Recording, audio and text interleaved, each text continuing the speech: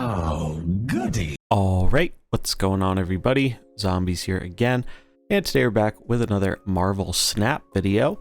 So this one we are taking a look at the best decks to use with the new location, Shuri's Lab. This one involves doubling the power of a card whenever it gets played there. Naturally, this has some very good synergy with the newly released Black Panther, but there are a lot of different cards that also work very well with it. So we're going to take a look at decks from all three pools that should be able to use this location to their advantage. Friendly reminder that these new locations are showing up at a 40% appearance rate for the 2 days after they get released. So we're going to get right on into it. Before we do, if you enjoy this type of content, remember to like and subscribe. Does a ton to help out the channel. Keeps the videos coming. So let's take a look at our first deck here. This is a Pool 1 on reveal deck featuring Black Panther as well as a lot of other strong on reveal cards. So for our 1-drop package, we have Korg, just generally decent 1-drop that can give your opponent a dead draw. Nightcrawler, probably the best 1-drop in the early pools here. Just fantastic card all around, very flexible, and combos with some of our other cards like Angela. And Rocket Raccoon as our last 1-drop here, just ton of power, 4 powers, nothing to scoff at, especially when you can get that doubled by the location. And, you know, you can kind of predict when your opponents are going to be playing into that location. So definitely a strong one here. Next up, probably one of the best 2-drops in the game, and certainly the best 2-drop in Pool 1 is Angela. Synergizes with our kind of lower curve stuff, especially Nightcrawler, but she gets really big really fast, which is nice. Forge just has some very good synergy with both Black Panther and the location, granting an additional +2 power to the next card we play. Very, very good. Then we can get that doubled again, so really snowballs kind of quickly here. And we have Star-Lord. This is kind of your flex spot for a 2-drop. I think Star-Lord is pretty good here, again, much like Rocket Raccoon, where if you can get that on reveal to trigger, and then get the bonus trigger from the location, you basically end up with a 10 power 2-drop, which is pretty insane. Then we have Ironheart. This is where we're starting to see more of our on reveal synergy and whatnot. So this deck is a Odin deck, very much focused around all these different on reveal cards, which there are a lot of decent ones in Pool 1. Wolfsbane, another good 3-drop here, and another one where it can get really big due to the location, because that on reveal triggers, and then you get the double afterwards.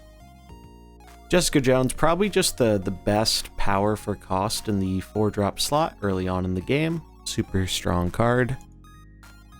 White Tiger, just very good in the on reveal deck, and can be helpful for getting a card into locations that we might not normally be able to play into otherwise. And we have Black Panther, pretty self-explanatory. He just naturally goes with this location since he doubles himself and he'll get doubled again. Very powerful effect with the location. If you do not have Black Panther and don't have the season pass, you could try Gamora in his place. And then last, kind of the namesake of the deck here, we have Odin. Just pretty much the best early 6-drop, I think, especially in a deck that's focused around on reveal stuff, which this one obviously is. Really decent power for cost. Getting that doubled by the location is also very nice. And he can also give us even more power with our other units getting their on reveal effects going again, or triggering things like the Tiger or our Ironheart. Yeah, that's our Pool 1 deck here. I think this is probably the best one to take for a spin if you are in Pool 1. We're going to take a look at the upgraded version of that Pool 1 deck. If you're going into Pool 2, you can make it a little bit better. So obviously still have Odin. Bunch of the core of the deck remains the same, but we do have some new additions. So in this version, we tend to cut down a bit on the 1-drops in favor of some more 2-drops, but we do add Nova here. Very powerful card, especially when we can activate it more consistently by having access to Killmonger. Still have Angela because she's still great. Same with Forge. We add Okoye. I'll get that right eventually. But yeah, she just has some very natural synergy with the location. Get this down, buffs up our whole deck, so that way we will be getting even more power from doubling our stuff, which is great. Then armor. Shang-Chi starts being a thing in Pool 2, and I have a feeling that this location is going to bring out a lot of Shang-Chi players because there are just so many things that get above 8 power. So then they're vulnerable to Shang-Chi, and armor can help you prevent that, as well as prevent opponents' decks that rely on things like Bucky and Carnage and Nova. So definitely kind of a really good tech, I think, for this location. Then Storm. Storm's a great one because she helps us get rid of bad locations and just lock down a lane pretty early on. And worst case, even if the lane we lock down isn't one we're winning, we can eventually sometimes win that by triggering our Tiger or triggering it a second time.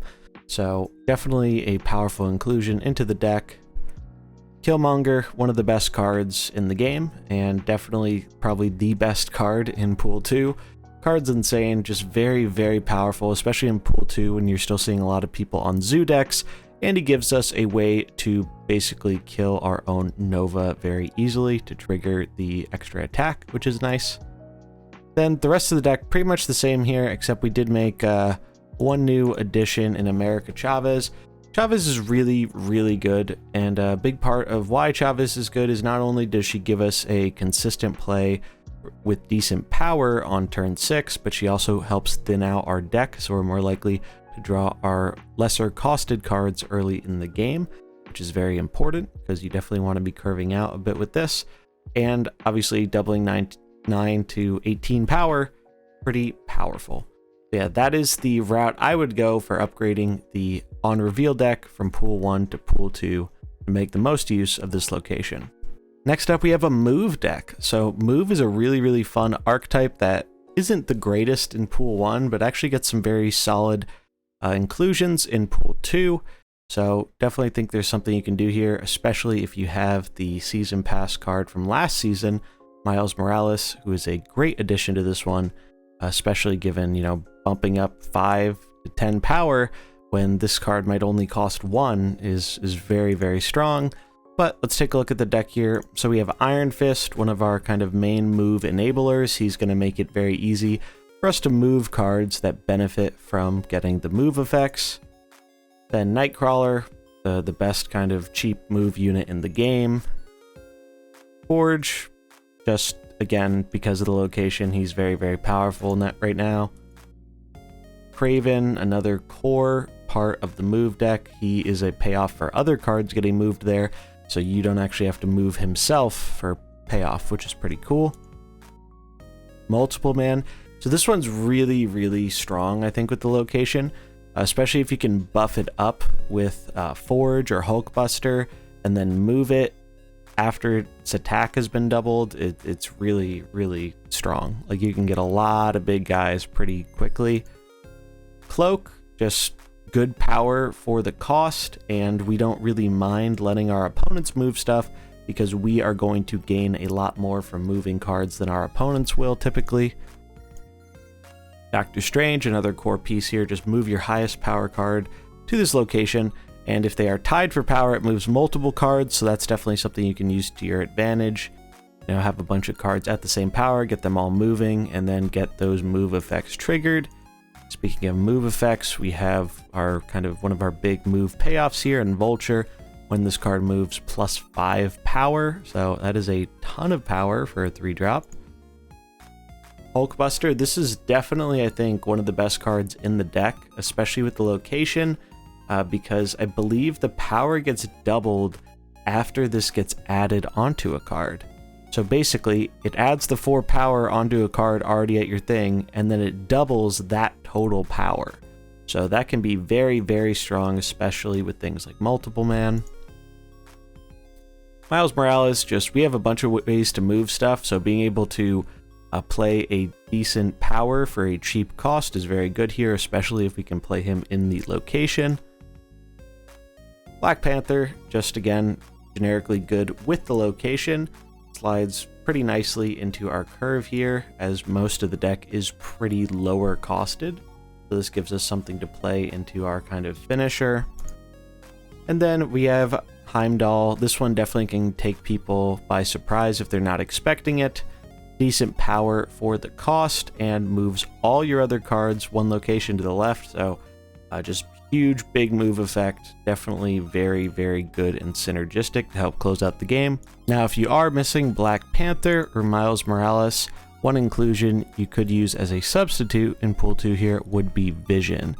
Decent power for the cost and also has a bunch of synergy with your deck, which is always nice, and you basically can move him whenever you want each turn. That's pretty great.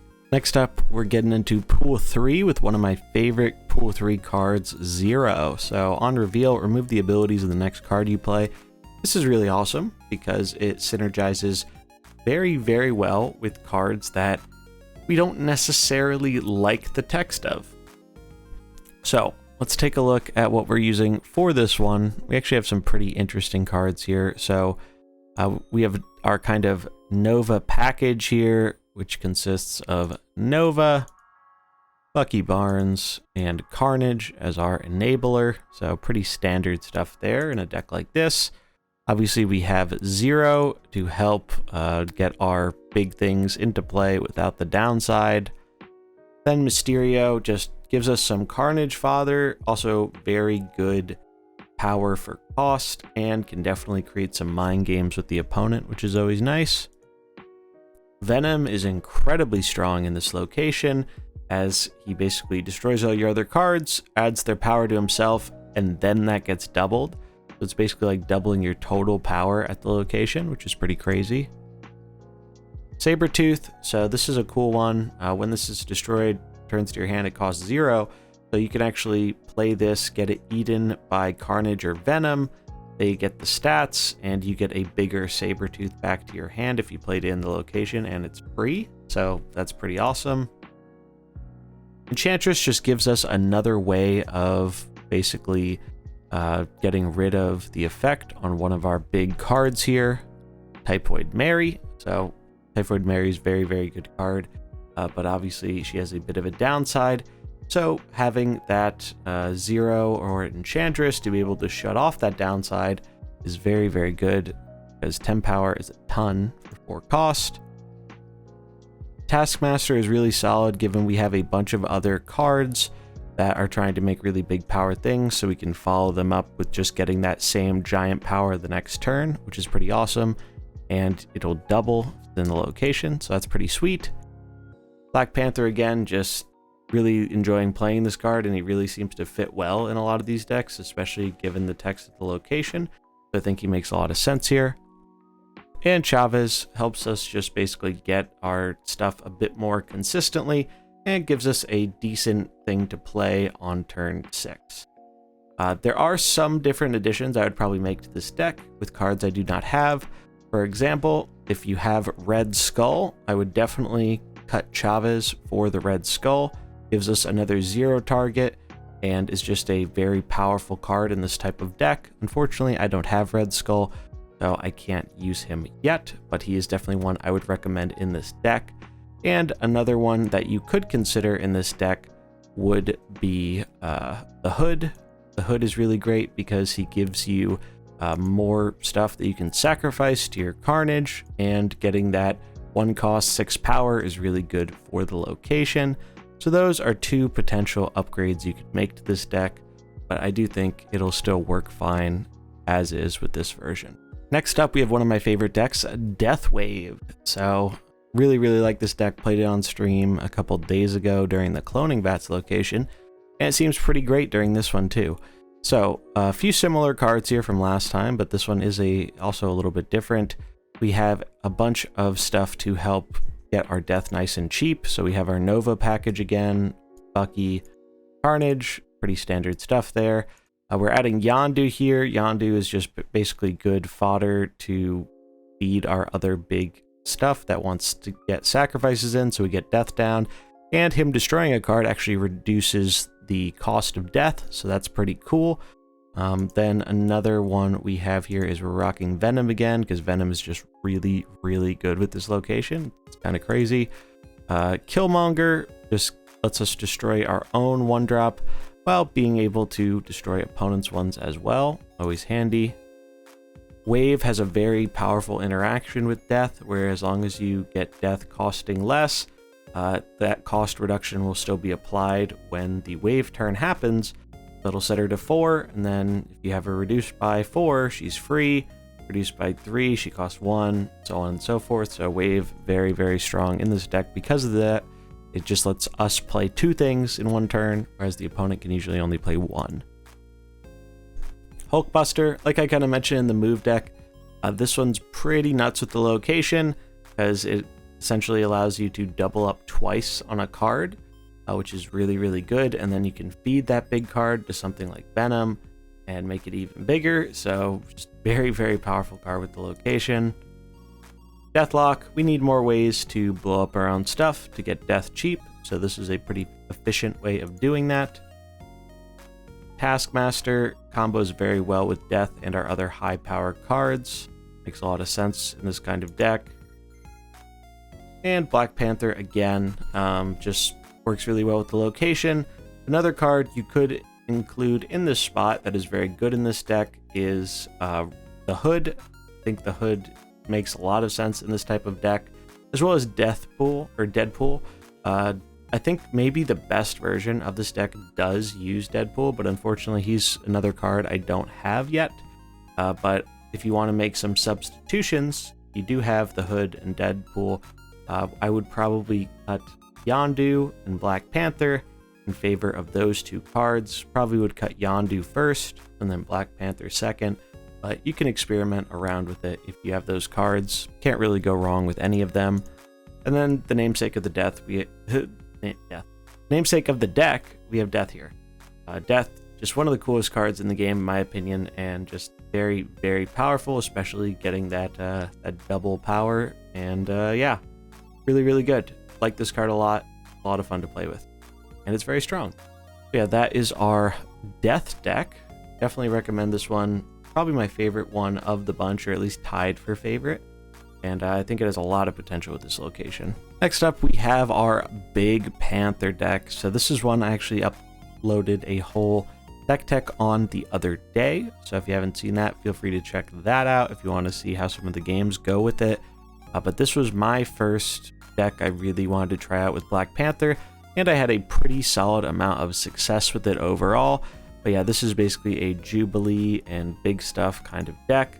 You can see we have 5 6-drops, which might seem like a lot, but it actually kind of works out pretty well with the deck. We have 3 main core pieces of ramp here to cheat stuff out early. Psylocke, which gives us a energy so we can be ahead of the curve by 1 turn.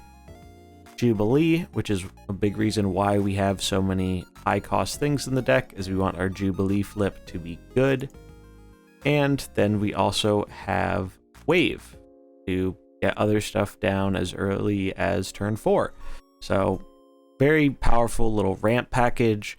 Then we have Sunspot as our main 1-drop here. You know, a lot of times we'll be floating mana or passing a turn, not using it. And this basically just gives us a use for all that unspent resource. Because we're playing a bunch of big stuff and a 1-drop we're going to sink a bunch of energy into, armor is an absolute key to this deck. It really prevents us getting shut down from things like Shang-Chi and Killmonger. So very, very important in a deck like this that's trying to play a lot of big stuff. Storm is kind of your flex spot. You could probably try out a bunch of different tech in this, like Cosmo or even Shang-Chi, but I've liked Storm quite a bit in this deck, especially because we can move stuff into other lanes later on with things like Dr. Doom. So definitely been a pretty strong card in this deck, but this is probably your flexible tech spot of the deck. Jubilee, just really the bread and butter of the deck. Cheating stuff out with her is a big reason why this deck is able to work. Black Panther, so this is a reveal focused deck. We are basically trying to get our big stuff into play. A lot of our big stuff is on reveal, so we have Panther, we have Dr. Doom, we have Odin to re-trigger those reveals, which is also great with Jubilee or even Wave sometimes to make the opponent not be able to play a bunch of cards in the final turn. Then Chavez just thins the deck, always gives us a big thing to play on the final turn and just another big threat to be cheated out. Infinite, kind of same thing, really good. The fact that we have Sunspot, so if we pass turn 5, we are getting value out of our resources if we're going to play him on turn 6, and just the biggest cheat out target in the game. And Giganto, this is probably another flex spot. You can include pretty much whatever big thing you have. So if you don't have Giganto, you could substitute a Hulk, you could substitute a Magneto, you could substitute pretty much whatever you want. Just make sure it's another big thing. But yeah, that is the kind of Big Panther deck. I really like this deck. If you enjoy the Jubilee flipping, this is probably the deck for you, and I think it'll be pretty sweet with the location, making these big boys even bigger. And the final deck we have here is a Pool 3 control deck. So obviously, with this location, people are going to be making very big units. So if you want to play a deck that instead of trying to make big things yourself, you just want to blow up your opponent's big things, this is probably the way you're going to want to go. So we have some 1-drops here for Disruption. We have Iceman. Really, really love this. You could also consider Korg, but I think Iceman is a bit more impactful personally. Nova gives us some food to our Carnage and Killmonger to increase the power across the board. Angela, just pretty much one of the best 2-drops in the game. Very good in this deck. Carnage, so even though we don't have the Bucky package, we do have enough small stuff here that we can take advantage of Carnage, and he's still pretty good. Especially part of the reason for that is Mysterio. Just getting to eat the free Mysterio summon is pretty value, and he's just very good power for cost with some mind games on top of it. He also combos very well with Bishop, so when you play Bishop and then you play Mysterio after, it's actually 3 more power for Bishop, so that's actually a really good interaction with this card. Killmonger lets us deal with the opposing 1-drops while blowing up our own Nova for our benefit. Shang-Chi, probably your best tech card in this deck right now, given the abundance of big decks that you're going to see play in this location. So definitely really, really strong tech against that here. Enchantress, there are a lot of on-reveal decks going around right now too. I mean, a bunch of the ones I showcased are on-reveal decks, and especially in Pool 3 with Wong, there are just a ton of those around right now. So being able to shut down one of those, or a Dino, or a bunch of the very good on-reveal effects is very important in this type of deck. Jessica Jones is just our big 4-drop. We need something to gain some power here, and Jessica just seems like one of the best 4-drops in the game right now. Although you could also consider Rescue in this spot if you have her. Unfortunately, I do not have her, but Jessica has been doing just fine in her absence. Captain Marvel, mainstay of control in this game.